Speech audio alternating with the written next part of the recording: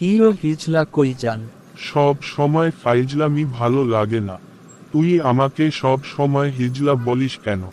কারণ আপনার চেহারা মেয়েদের মতো, তাই আপনাকে হিজলা বলি।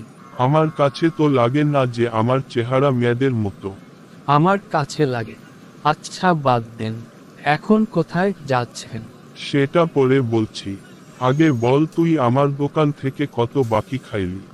এর টাকা কে দিবে? আমাকে অনেক ঘুরিয়েছিস তুই। এখন আমি আমার টাকা নিয়েই যাব। আরে রে রে রে, এত তারা কিসের দিয়ে দিব? বলেন আপনার দোকান থেকে কত টাকা বাকি খেয়েছি হিসাব করেন। 1,76,560 টাকা।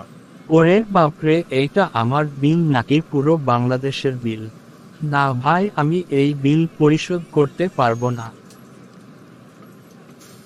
আপনি আমাকে মারলেন কেন?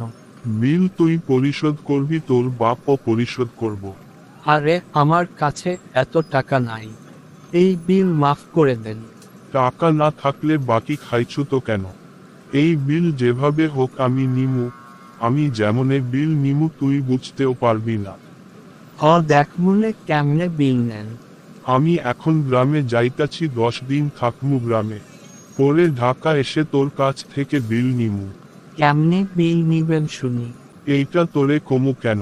কারণ আমি তোর নামে মামলা দিমু। আচ্ছা তাইলে আপনি জান দেখি কেমনে বিল নেন। ওকে, আল্লাহ হাফেজ। আল্লাহ হাফেজ।